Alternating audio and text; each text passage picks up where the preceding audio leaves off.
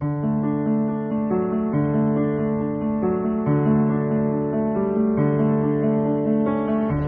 พเจ้ามีความภาคภูมิใจ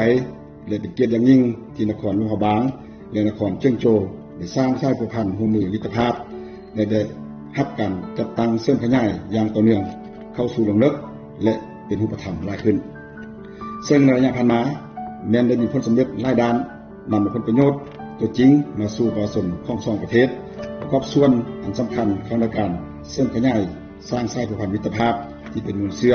ระหว่างสปป.ลาวและสปป.จีนให้ดำเนินเติบใหญ่เข้มแข็งปี 2026 นี้เป็นปีมหาโศกตามปฏิทินดังเดิมของตำราจีนมีความหมายแสดงถึงความเข้มแข็งความหาหัน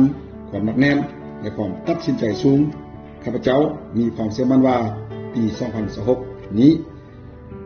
เป็นปีมหามงคลภายใต้การนำพาสีน้ำของบรรดาสหายสายผูกพันมิตรภาพที่เป็นมูลเชื้อและการร่วมมือรอบด้านระหว่างสองประเทศจีนลาวจีนรวมเฉพาะนครหลวงพระบางกับนครเชียงโจวจะได้รับการเสริมขยายขึ้นสู่ระดับใหม่ที่ยิ่งใหญ่กว่าเก่าพร้อมกันพัฒนาและชีวิไลร่วมกันเนื่องในโอกาสอันสง่าราศีนี้ข้าพเจ้าขออวยพรชัยประเสริฐมายังทุกท่านจงมีพลังใหม่สมบูรณ์มีความผาสุกและมีผลสำเร็จใหม่ที่ยิ่งใหญ่กว่าเก่าและขออวยพรให้สายผูกพันมิตรภาพที่เป็นมูลเชื้อระหว่างสองประเทศจงมั่นคงทนแข็ง